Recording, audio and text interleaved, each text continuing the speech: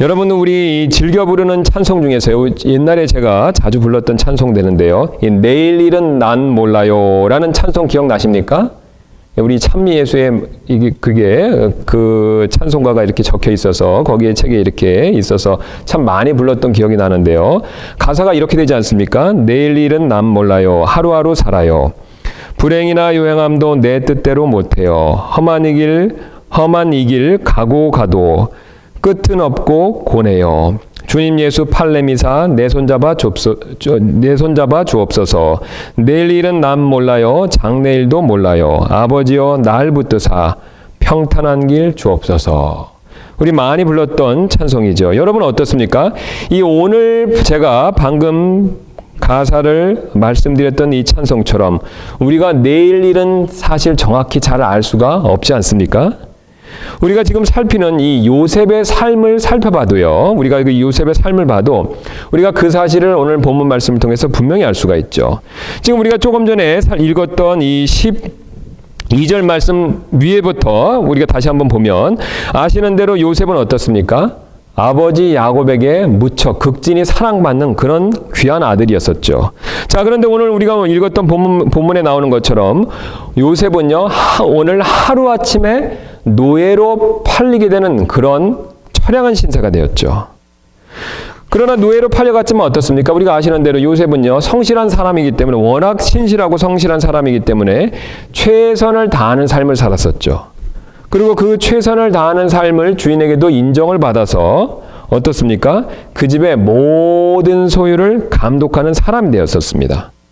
그러나 아시는 대로 어떻습니까? 집주인 아내의 모함을 받아서 하루아침에 어떻게 됐죠? 또다시 죄수가 되었죠.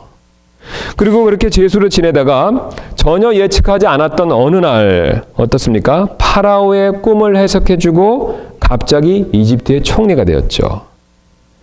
이 요셉의 삶을 가만히 들여다보면요, 그의 삶은 참 파란만장했고 특별히 내일 일을 알 수 없는 삶이었다라는 것을 우리가 쉽게 발견할 수가 있습니다.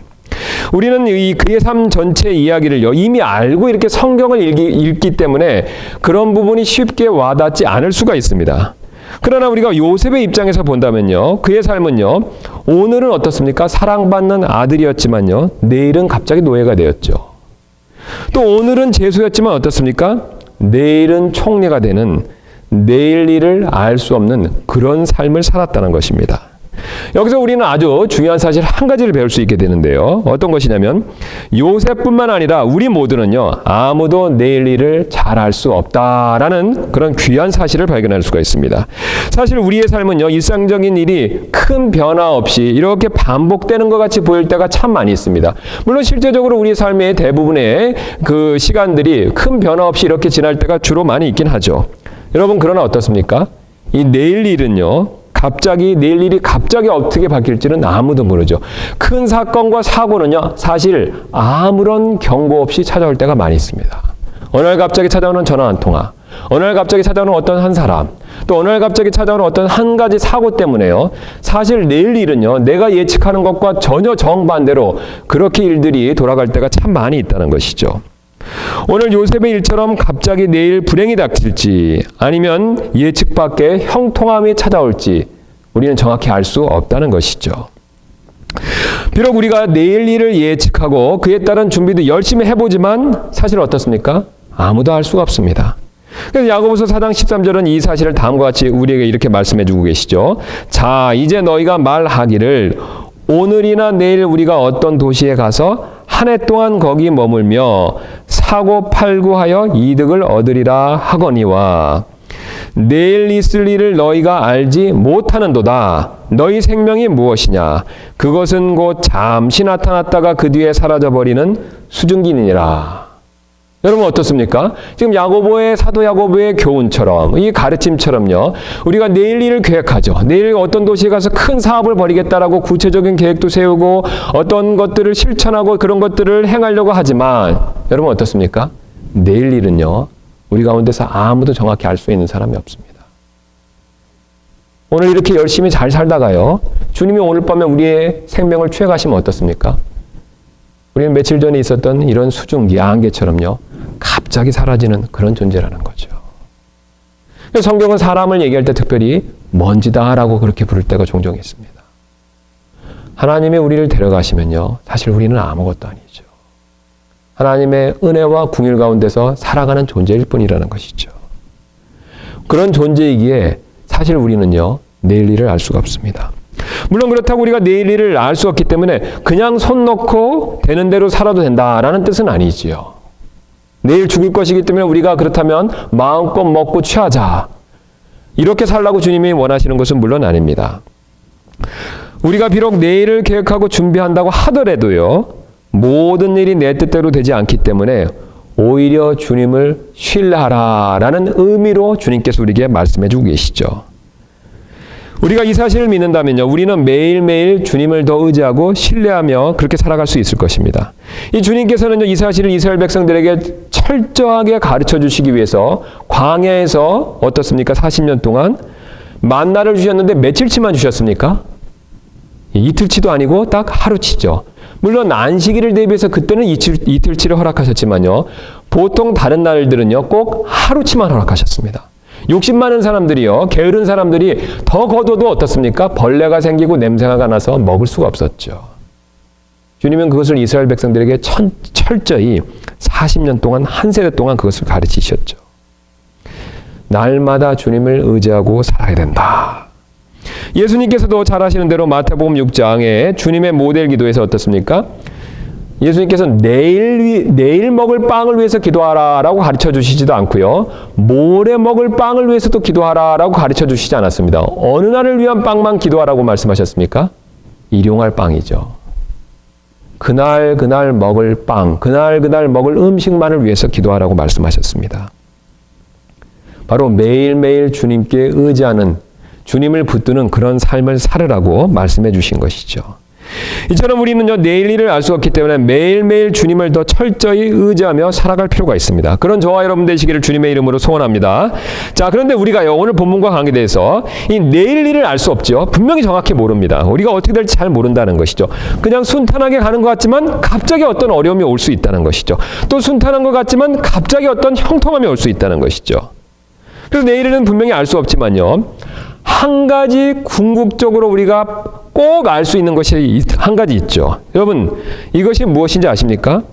이 하나님께서는요, 우리에게 허락하신 그 모든 일을 통해서 마지막에는요, 궁극적으로 합력하여 선을 이루신다.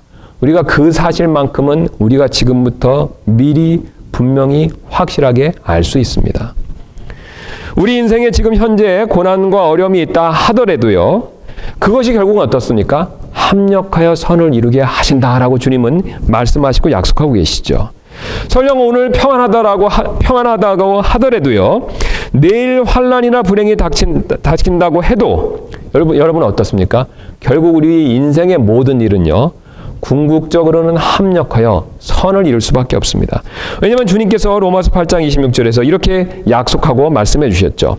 우리가 알거니와 하나님을 사랑하는 자들, 곧 그분의 목적에 따라 부르심을 받는 자들에게는 모든 것이 합력하여 선을 이루느니라. 자, 그리고 하나님께서는 성경에 있는 그 어떤 사건보다도요, 하나님께서는 합력하여 선을 이루신다라는 것을 우리에게 분명히 약속해 주셨죠. 여러분, 이 말씀 그대로 믿으시죠? 예, 굉장히 중요한 말씀입니다. 굉장히 우리에게 큰 축복이 되는 약속의 말씀이죠. 그리고 하나님께서는 이 약속의 말씀을 보여주시기 위해서 성경에 있는 그 어떤 사건보다도요, 바로 오늘 이 요셉의 사건을 통해서 이 사실을, 이 진리를 우리에게 분명히 확증시켜 주셨죠.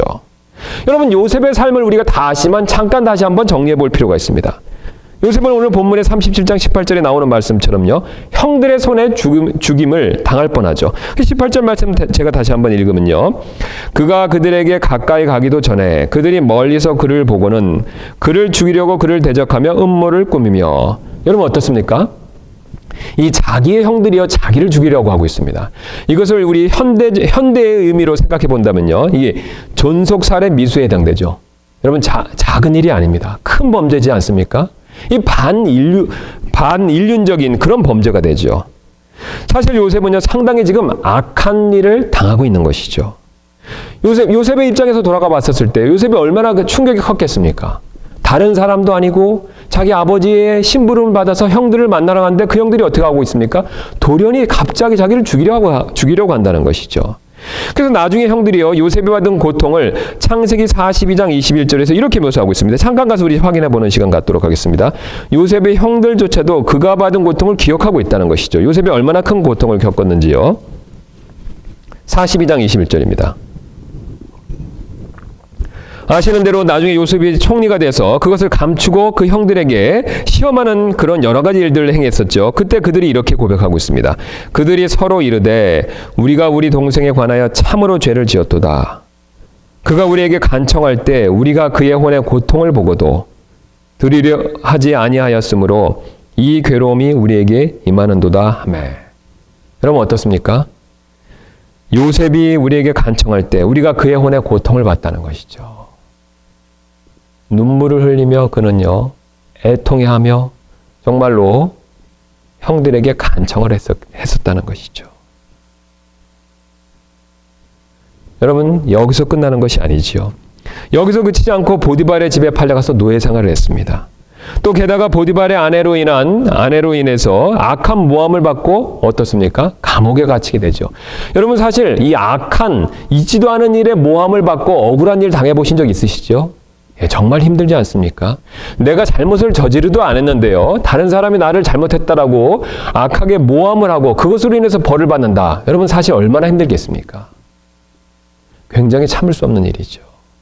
내가 뭔가를 잘못해서 그것에 의해서 벌을 받으면요. 뉘우치고 회개하는 마음을 갖지만요. 정반대로 아무런 잘못이 없는데도 그것으로 인해서 벌을 받는다면 그와 같이 억울한 일이 없겠죠. 그래서 요셉이 40장 16절에서 15절에서 자신의 억울함을요, 이 파라오의 잠 맡은 자에게 다음과 같이 토로하고 있습니다. 참으로 나는 히브리 사람들의 땅에서 몰래 끌려온 자로서 여기서도 그들이 나를 감옥에 가둘 일은 하나도 행하지 아니하였나이다 하니라. 여러분 요셉이 얼마나 안타깝고 답답했으면요. 이 잠 맡은 자에게 이렇게 탄원을 하고 청원을 하겠습니까? 자기는 아무런 잘못이 없었다는 것이죠. 사실 요셉은 이 보통 사람이 당할 수 있는 그것 이상의 악한 일들을 참 많이 당했습니다. 그것도 13년 동안이나 그런 일을 겪었다는 것이죠. 그것도 일이 어떻습니까? 점점 좋아지는 것이 아니라요. 점점 나빠졌다는 것이죠. 같은 형제들의 손에 배신당해서 노예의 신세가 되고요. 또 여주인의 음모로 인해서 어떻습니까? 죄수의 신세로 전락했죠. 또 잠 맡은 자의 무관심으로 인해서 무려 2년간 잊혀지는 그런 신세가 되었죠. 그러나 오늘 놀랍게도 하나님께서는요. 이 악한 일들을 사용하셔서 끝내 선을 이루셨습니다. 즉 합력하여 선을 분명히 이루셨다는 것이죠. 자, 제가 여러분 이 내용을 잘 이해시켜 드리기 위해서 이렇게 그림 하나 준비했습니다. 뒤에 계셔서 잘 안 보이시겠지만 여러분 지금 어떻게 보이십니까? 이 종이가요. 검게만 보이시죠? 예, 전부 시커멓게만 보이지 않습니까? 자, 이렇게 분명히 검게 보이는데요. 이 종이는요, 사실 이렇게 피면 어떻습니까? 이게 수묵화입니다. 예. 검은 부분이 있지만 어떻습니까? 이 뒤에 산을 그려놓은 그림이 되지요. 여러분 이 수묵화를 그릴 때요. 검은색이 없으면 수묵화가 되질 않죠. 하얀색만 있어서는요. 수묵화가 되지 않습니다. 여러분 우리의 인생도 마찬가지라는 거죠. 사실 우리가 지금 당장 봤었을 때는 깜깜하고 우리의 인생길이 정말 어렵고 힘들지만요.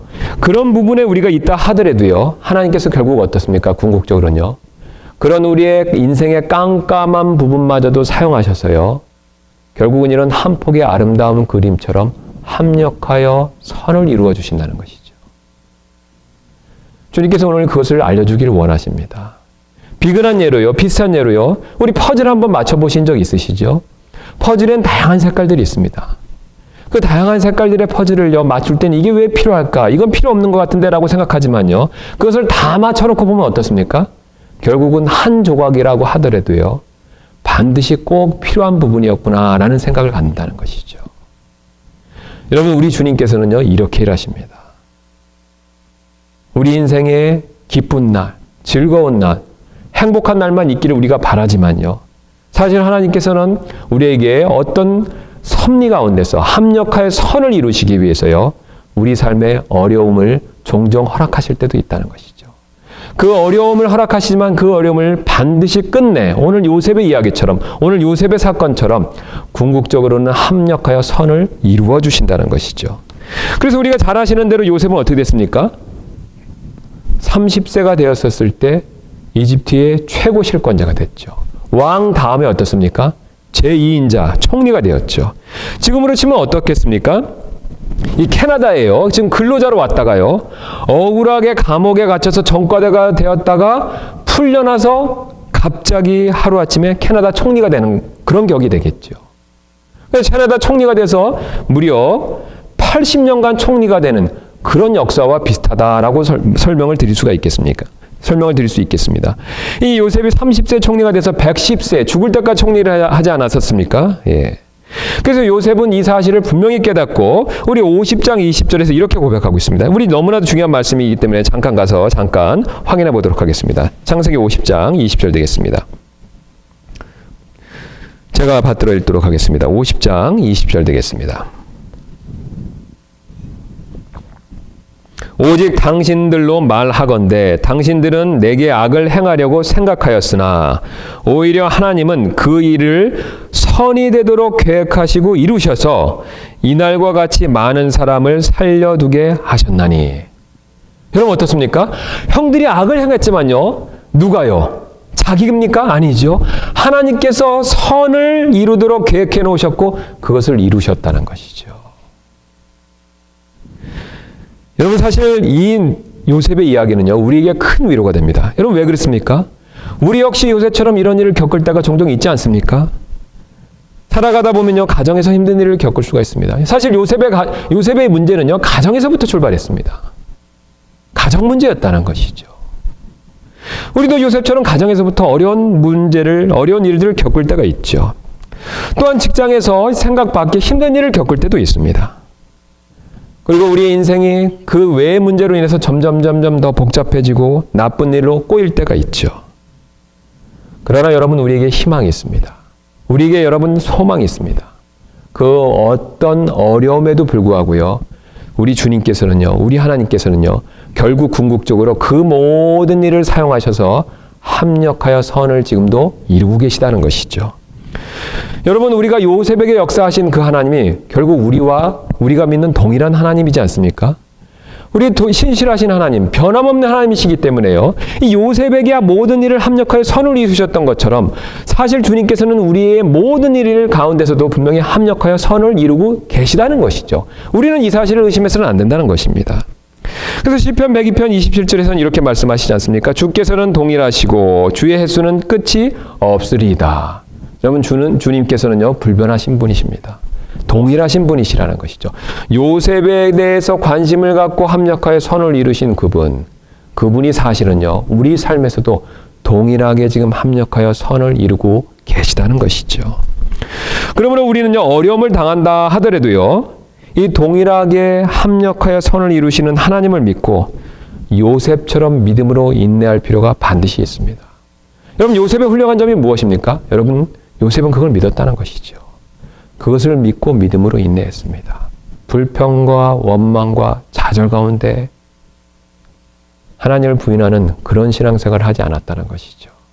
그는 끝까지 믿음으로 인내했고 하나님께서 그렇게 역사하시는 것을 보고 하나님께 온전히 영광을 돌려드린 그런 믿음의 사람이었다는 것이죠. 우리 역시 주님께서 그런 믿음을 원하십니다. 그런 인내를 원하신다는 것이죠. 그런 저와 여러분들 되시기를 주님의 이름으로 축원합니다. 자, 이뿐만이 아닙니다. 오늘 본문은요. 우리에게 또 다른 아주 더 중요한 진리를 가르쳐주고 계시는데요. 바로 어떤 진리가 되냐면요. 이 하나님께서는요. 이 섭리적인 방법을 사용하셔서 합력하여 선을 이루신다라는 사실을 우리에게 가르쳐주고 계십니다. 사실 우리가 내일 일은 알 수가 없습니다. 그러나 한 가지 알 수 있는 것이 있죠. 결국 무엇입니까 여러분? 인생의 어려움과 고난이 있다 하더라도요. 주님은 그것을 사용하셔서 합력하여 선을 이루신다는 것이죠. 그런데 우리 주님께서 이 합력하여 선을 이루실 때 주로 사용하시는 방법이 어떤 것이냐면요. 섭리 가운데서 일하신다는 것이죠. 그분 자신의 무한한 지혜와 사랑 가운데서요. 사람이 예측할 수 없는 그런 방법으로 지혜롭게 모든 것들을 이끌어 가신다는 것이죠. 사실 요셉의 이야기는 우리가 이 요셉의 이야기를 유심히 보시면요, 흥미로운 사실을 발견할 수가 있습니다. 이 하나님께서 직접 일하시는 모습이 앞에 아브라함과 이삭과 야곱의 이야기와는 다르게 그런 것들이 직접 나타나지 않는다는 것이죠. 지금 앞에서는요, 아브라함과 이삭과 야곱에게는 직접 나타나셔서 말씀해 주시는 내용이 상당히 많이 나왔었습니다. 여러분 다 기억나시지 않습니까? 그런데 우리가 시간이 있으시면요, 이 37장부터 50장까지를 쭉 읽어보시면요, 우리 하나님께서 한 번도 요셉에게 직접 나타나셔서 말씀을 해주시는 모습이 없습니다. 게다가 꿈에서조차도요, 하나님께서 꿈으로 그냥 보여주시기만 하지 꿈에서조차도 어떤 말씀을 주시지 않는다는 것이죠. 단지 모든 일들이 이렇게 물 흐르듯이 자연스럽게 흘러가는 그런 모습만 우리에게 가르쳐주고 있습니다.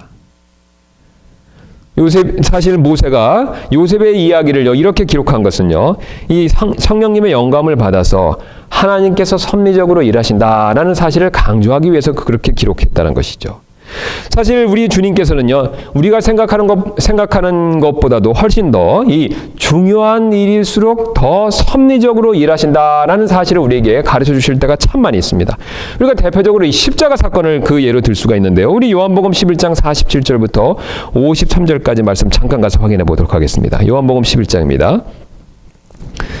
우리 십자가 사건조차도 주님께서 이렇게 섭리적으로 일하신다라는 것을 말씀해 주고 계시는데요. 11장입니다.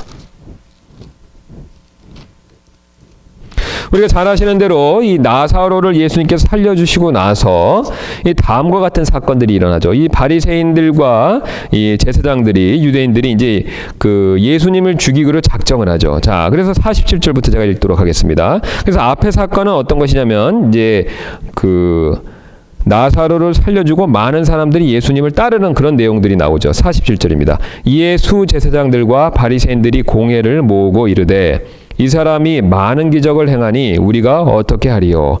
만일 우리가 그를 이대로 두면 모든 사람이 그를 믿을 것이요. 그러면 로마 사람들이 와서 우리의 터전과 민족을 다 빼앗아 가리라 하매.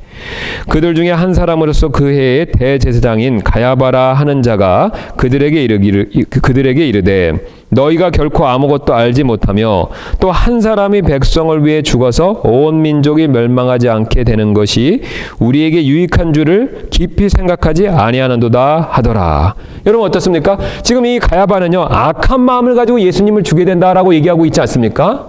이 악한 목적을 가지고 예수님을 죽이는 것이 정당하다라고 얘기했죠. 예수님을 살려두면 폭동이 일어나고 그럼 로마 사람들이 와서 우리의 삶의 터전을 다 가져갈 것이기 때문에 그렇게 멸망당하지 않으려면 예수님을 죽여야 된다라고 얘기합니다. 자, 그런데 바로 성경은 이어서 이렇게 지금 해석해주고 있죠. 51절입니다. 그는 스스로 이 말을 하지 아니하고 그 해의 대제사장이므로 예수님께서 그 민족을 위해 죽으실 것을 대언하되. 여러분 어떻습니까? 그는 분명히 악한 생각을 가지고 했지만요, 하나님께서 섭리적으로 일하셔서 그가 악한 대제사장임에도 불구하고 대제사장의 일을 하게 만드신 것이죠. 여러분 그 사실을 분명히 말씀하고 있지 않습니까? 그래서 이 52절에 이렇게 말씀하고 계십니다. 그분께서 그 민족만을 위해 죽지 아니하고 널리 흩어진 하나님의 자녀들을 함께 모아 하나가 되게 하려고 죽으실 것을 대언하였더라. 악한 마음에서 계획을 꾸미고 얘기를 했는데요, 하나님께서는 그것을 합력하여 선을 이루셔서, 특별히 섭리 가운데 선을 이루셔서 바로 대제사장에 대언하는 말로 그것을 사용하셨다는 것이죠. 하나님께서 이처럼 섭리적으로 일하시는 모습은요, 오늘 본문 말씀을 통해서도 우리에게 그것을 풍부하게 보여주고 계십니다. 우리 본문으로 가셔서요, 우리가 이것을 잘 살펴볼 수가 있는데요, 잘 확인해 볼 수가 있는데요, 먼저 14절 말씀을 한번 가서 잠깐 보도록 하겠습니다. 14절 말씀 보시면 이스라엘이 그에게 이르되 원하노니 가서 내 형들과 양떼가 잘 있는지 보고 내게 말을 다시 전하라 하며 이처럼 그를 헤브론의 골짜기에서 보내매 그가 세겜으로 가니라. 그래서 지금 헤브론에서 야곱의 명령을 받고 요셉이 어디로 가고 있습니까? 세겜으로 갔죠. 자, 세겜으로 갔는데요, 16절입니다. 15절입니다. 어떤 사람이 그를 만났는데 보라, 그가 들에서 헤매고 있으므로 그 사람이 그에게 물어 이르되 내가 무엇을 찾느냐 하매 그가 이르되 내가 내 형들을 찾으오니 원하건대 그들이 그들의 양떼를 먹이는 곳을 내게 말해 주소서 하매 그 사람이 이르되 그들이 여기에서 떠났느니라. 내가 그들의 말을 들으니 우리가 도단으로 가자 하더라. 하매 요셉이 자기 형들의 뒤를 따라가 도단에서 그들을 만나니라. 여러분 흥미롭지 않습니까? 지금 헤브론에서 세겜에 갔는데 세겜에 갔었을 때 형들은 없었습니다. 그렇죠? 형들이 없기 때문에 허탕을 치고 다시 집으로 돌아갈 수도 있는데요. 하필이면 어떻습니까? 정체를 알 수 없는 어떤 사람이 그 자리에 있으면서요. 또 하필이면 그 사람이 그 요셉의 형들이 지금 도단으로 올라간다는 말을 듣고요. 하필이면 그것을 요셉에게 얘기해 줬죠. 여러분 사실 우리는 이것을 우연으로 볼 수가 없죠. 여러분 그렇지 않습니까? 이 세상 일은 우연이 없습니다. 여러분 이 사실 믿으시죠? 예, 우연처럼 보이는 일이 많지만요. 사실은 우연은 없습니다. 다 하나님께서 섭리 가운데서 일하신다는 것이죠. 이 세상 사람들은요, 믿음이 없기 때문에, 하나님에 대한 믿음이 없기 때문에요, 그것을 우연이다 라고 그렇게 얘기하지만요, 사실 우연은 없습니다. 주님께서 안 보이게 섭리 가운데서 일하고 역사하시는 일이라는 것이죠. 오늘 그래서 유대인들은요, 이 부분에 대해서 그래서 이렇게 해석하고 있습니다. 그래서 하나님께서 섭리 가운데서 요셉에게 이 사람을 만나게 해서 결국 우리의 조상들을 이집트로 인도하는데 하나님께서 그렇게 사용하셨다. 라고 생각하면서 그래서 이 만난 이 사람을요, 하나님께서 보내신 천사다라고 그렇게 믿고 있습니다. 일리 있는 말이지 않습니까? 예. 이름도 안 나와 있고 정체가 안 나와 있지 않지만요, 분명히 하나님께서 그 사람을 섭리 가운데 쓰신 것이죠. 여기서 멈추는 것이 아닙니다. 그 뒤에서 이어서 보면요, 또 요셉이 이스마엘 족속에게 노예로 팔려갈 때도 역시 하나님의 섭리가 나타났다라는 사실을 얘기하고 있죠. 25절 말씀 다시 한번 보시면요, 그들이 빵을 먹으려고 앉았다가 눈을 들어 바라보니 보라, 이스마엘 족속 한 무리가 향료와 유향과 모략을 낙타에 싣고 길르앗에서 오며 이집트로 그것을 가지고 내려가므로. 여러분 참 이상하지 않습니까? 지금 현재 상황은요, 이 형들이 죽일 음모를 꾸미고 요셉이 오자마자 채색 옷을 벗기고 어떻습니까? 구덩이에 가두었죠. 그 당시에 물 저장고로 쓰는 구덩이인데요, 깊이가 얕게는 2m, 아주 깊게는 6m 정도 된다고 합니다. 그래서 무기 때 물을 가두어 놓고 그 다음에 건기 때 그걸 사용하는데요. 지금 물 웅덩이가 빈 것을 봤을 때 건기라는 것을 알 수 있죠. 자, 그래서 요셉은 지금 지금 그 구덩이에 갇혀 있고요. 지금 형들은 식사를 하는 과정이 있습니다. 식사를 하는데 어떻습니까? 멀리 눈을 이렇게 봤는데 하필 그때 이스마엘 족속, 미디안 족속들이 왔다는 것이죠. 요셉이 도착하기 전에요, 만약에 미디안 족속들이 지나갔으면 어떻습니까? 이집트의 노예로 팔려갈 일이 없었겠죠.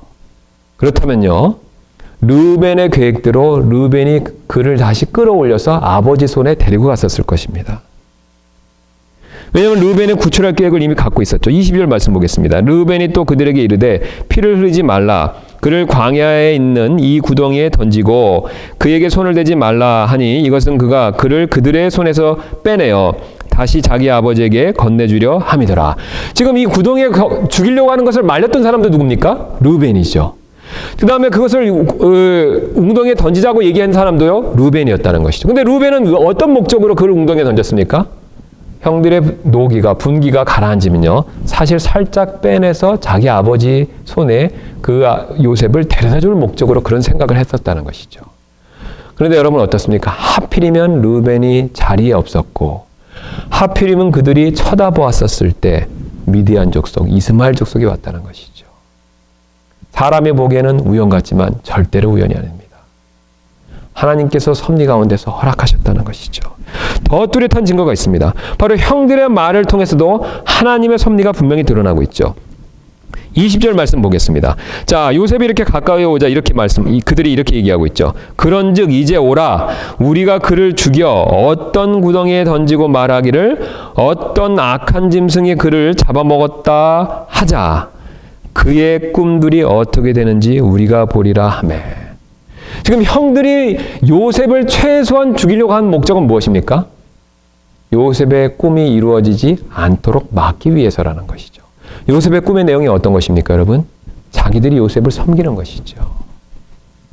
요셉을 높이고 섬기는 그 일을 막기 위해서요. 그 꿈을 막기 위해서 이들은 요셉을 죽이려고 계획을 짰다는 것이죠. 여러분, 그런데 놀랍지 않습니까? 그들이 세운 계획이요, 놀랍게도 하나님의 섭리를 통해서 하나님의 일을 이루는 첫 단추가 됐다는 것이죠. 시작점이 됐다는 것입니다. 여러분, 사실 하나님께서는 이렇게 섭리 가운데서 일을 하신다는 것이죠. 바로 하나님께서는 섭리라는 방법을 쓰셔서 결국 궁극적으로 합력하여 선을 이루신다라는 뜻이 되겠습니다. 우리가 이 사실을 믿는다면요, 우리는 요셉과 같은 큰 믿음을 가질 수가 있습니다. 사실 이게 도전이 되는 내용이 됩니다. 그는요, 하나님께서 섭리 가운데서 일하신다라는 사실을 믿었기 때문에 결국 자기에게 악을 행한 형들을요, 미워하거나 정죄하지 않는 모습을 보여주고 있습니다. 여러분, 사실 요셉은요, 우리가 앞에서 살펴봤던 것처럼 이 형들을 미워하거나 정죄하지 않습니다. 여러분, 그가 어떻게 그렇게 할 수 있었을까요? 하나님께서 합력하여 선을 이루신다는 사실을 믿었죠. 그럼 그렇다면 하나님께서 합력하여 선을 이루신다는 사실을 어떻게 알았습니까? 어떻게 그것을 확신할 수 있었습니까? 하나님께서 섭리 가운데서 일하신다는 것을 자신의 인생을 여정에 통해서 그것을 확인했기 때문에 그렇다는 것이죠. 창세기 50장 19절부터 21절 말씀 보도록 하겠습니다. 우리 19절부터 21절에 그가 이렇게 고백하고 있죠. 요셉이 그들에게 이르되 두려워하지 마소서, 내가 하나님을 대신하리이까. 오직 당신들로 말하건대 당신들은 내게 악을 행하려고 생각하였으나 오히려 하나님은 그 일을 선이 되도록 계획하시고 이루셔서 이날과 같이 많은 사람을 살려두게 하셨나니. 21절을 우리가 유심히 볼 필요가 있습니다. 그러므로 이제 당신들은 두려워하지 마소서. 내가 당신들과 당신들의 어린 것들을 부양하리이다 하고 그들을 위로하며 그들에게 친절히 말하였더라. 여러분, 요셉이 특별히 다른 사람보다 착해서 이런 말을 할 수도 있습니다. 그러나 그의 착한 성품만으로는 이렇게 용서하기는 쉽지가 않죠. 그가 어떻게 이런 말을 할 수 있었겠습니까? 하나님께서 합력하여 선을 이루신다는 사실을 믿었죠. 특별히 하나님께서 그 일을 위해서요, 섭리 가운데서 일하신다라는 사실을 믿었습니다. 형들이 악한 일을 계획하고 자기에게 악을 행했지만요, 하나님께서 그 일마저도 섭리적으로 사용하셔서 결국은 궁극적으로 우리 가족 전체를 살리시기 위해서 합력하여 선을 이루었다라는 사실을 의심 없이 믿었다는 것이죠. 그것을 믿었을 때 어떻습니까? 요셉의 마음에 저절로 형들을 용서하고 이해하고 위로하는 마음을 가졌다는 것이죠. 여러분, 우리 역시 마찬가지입니다. 우리가 요셉처럼요, 이런 하나님의 섭리를 정말로 확실하게 믿는다면요, 내 주변에서 나를 힘들게 하는 사람, 괴롭게 하는 그런 사람들을요, 용서하고 이해해 줄 수가 있습니다. 여러분, 왜 그렇습니까? 하나님께서 그런 사람들의 잘못과 악한 행동마저도 섭리적으로 사용하셔서 지금 나에게 합력하여 선을 이루시고 있기 때문에 그렇다는 것이죠.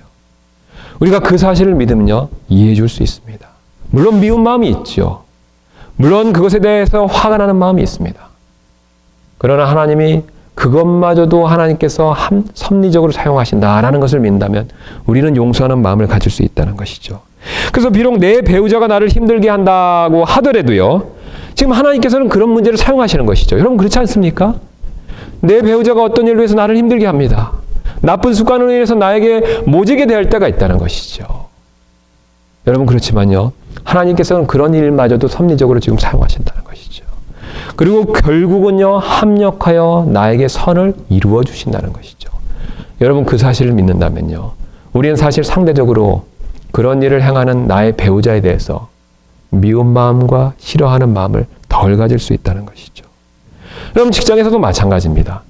사실 요셉에게 역사하셨던 하나님이 사실 나의 삶 가운데서도 또 그중에서 나의 직장 가운데서도 역사하신다는 것이죠. 그래서 내 직장에서 나에게 못되게 굴고 나를 괴롭히는 어떤 사람이 있다면요, 여러분, 사실 그 일의 모든 궁극적인 결말은 어떻습니까? 주님이 합력하여 선을 이루고 계신다는 것이죠.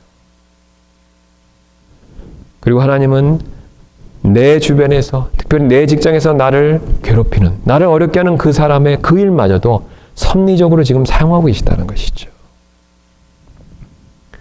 우리가 이것을 믿을 때요, 사실 우리는 다른 사람을 용서할 수가 있습니다.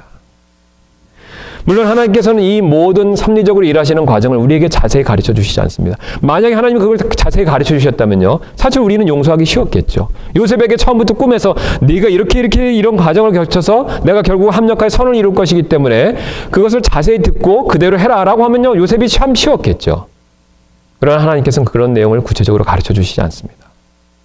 우리에게 믿음을 요구하시는 것이죠. 인내를 요구하시는 것이죠. 그러나 하나님께서는 한 가지만큼은 분명히 우리에게 미리 가르쳐 주셨습니다.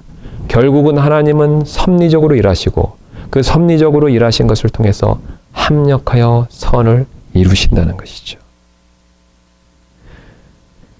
우리는 이 사실을 믿을 필요가 반드시 있습니다. 왜냐하면 우리 하나님께서는요, 이렇게 하실 수 있는 전능자이시기 때문에 그렇습니다. 또 자신의 이런 약속을 지키시는 신실한 분이시기 때문에 그렇다는 것이죠. 여러분, 지금 우리가 창세기에서 지금까지 살펴본 하나님의 성품에 대한 가장 중요한 두 가지가 무엇입니까? 하나님은 무엇이든지 하실 수 있는 분이시라는 것이죠. 또 한 가지는 무엇입니까? 하나님은 자신의 약속을 지키시는 신실한 분이시라는 사실이죠. 오늘 동일한 주님께서 우리에게 동일한 약속을 해주고 계십니다. 주님은요, 반드시 합력하여 선을 이루어 주실 것입니다. 그리고 우리가 알 수 없지만요, 우리가 때때로는 이해할 수 없지만요, 섭리적인 방법을 통해서 우리에게 그 일을 행하고 계시다는 것이죠. 이를 믿을 때 우리는 내 주변 사람들을 용서할 수 있습니다. 여러분, 사실 우리가 그렇지 않다면요, 우리가 이 사실을 믿지 못하다면요, 우리는 사실 미움과 증오 가운데 살 수밖에 없습니다. 그리고 우리의 이런 미움은요, 마음에서 쓴뿌리로 자랄 수밖에 없다는 것이죠. 요셉의 형들을 한번 생각해 보시기 바랍니다. 이 요셉의 형들은요, 하나님의 섭리에 대한 믿음이 없었습니다. 그래서 그들은 하나님의 섭리에 대한 믿음이 없었기 때문에 이 아버지의 편애의 문제를요, 신앙의 힘으로 극복하지 못했다는 것이죠. 그래서 신앙의 힘으로 하나님의 섭리에 대한 믿음이 없었고, 그래서 신앙의 힘으로 믿음으로 그걸 극복하지 못했기 때문에 어떻습니까? 그 마음의 미움과 증오로 가득 찬 그런 사람들이 되어버렸죠. 그래서 마음의 미움과 증오가 가득 찼기 때문에 어떻습니까? 요셉을 팔아버리는 그런 나쁜 일을 저질렀다는 것이죠. 그리고 그들은 이 일로 인해서 한평생 마음의 짐이 되었죠. 그 근거로 아버지 야곱이 죽고 나자 그들은 여전히 근심하며 걱정하는 모습을 보여주고 있습니다. 창세기 50장 15절부터 18절 이렇게 얘기하고 있습니다. 요셉의 형제들이 자기들의 아버지가 죽은 것을 보고 이르되 요셉이 혹시 우리를 미워하여 우리가 그에게 행한 모든 악을 반드시 우리에게 갚으리라 하고 요셉에게 사자를 보내어 이르되 당신의 아버지가 돌아가시기 전에 명령하여 말씀하시기를 너희는 이같이 요셉에게 말하라. 내 형들이 내게 악을 행하였은즉 이제 원하건대 내 형들의 범법 곧 그들의 죄를 용서하라 하셨나니 이제 원하건대 당신의 아버지의 하나님의 종들의 범법을 용서하소서 하매 그들이 그에게 말할 때 요셉이 울었더라. 또한 그의 형들이 가서 그의 얼굴 앞에 엎드려 이르되 보소서 우리는 당신의 종이니이다 하니. 여러분 어떻습니까? 요셉의 형들은 자신의 잘못들로 인해서 한평생 마음의 짐으로 부담으로 그렇게 살았다라는 것을 보여주고 있죠. 그러나 요셉은 이 문제에 있어서 그는 자유로웠습니다. 여러분 왜 그랬습니까? 요셉은요, 하나님의 섭리 가운데 일하심을 믿었기 때문에 그렇다는 것이죠. 그래서 그가 여러 번 말해서 그것을 납득시키려고 했지만요, 그의 형들은 그것을 잘 이해하지 못했습니다. 그들은 그것에 대한 믿음이 부족했다는 것이죠. 여러분, 우리 역시 마찬가지가 됩니다. 요셉처럼 하나님의 섭리를 믿고 용서하고 이해하는 사람이 될지, 아니면 요셉의 형들처럼 이를 믿지 못해서 미움과 증오 가운데 사는 사람이 될지, 사실 그 결정을 주님께서는 우리에게 지금 맡기고 계시다는 것이죠. 주님은 이 문제에 있어서 우리가 지혜로운 결정을 하기를 원하십니다. 여러분 주변에서 나를 괴롭히는 사람이 있습니까? 나에게 어려움을 주는 사람이 있습니까? 여러분 그렇다면요, 오늘 하나님께서 합력하여 선을 이루신다는 것과 그 일을 위해서 섭리 가운데 일하신다는 것, 그래서 그 사람들의 그 잘못조차도 사용하신다라는 사실을 믿고 사실 요셉의 형들처럼 그들을 이해하고 용서할 필요가 반드시 있습니다. 우리가 그렇게 이해하고 용서할 때 사실 주님께서는요, 우리 마음 안에 더 기쁨과 평강을 넘치도록 그것을 허용해 주시고 그런 복을 우리에게 주실 것입니다. 이런 지혜로운 결정을 내리시는 저와 여러분들 되시기를 주님의 이름으로 소원합니다.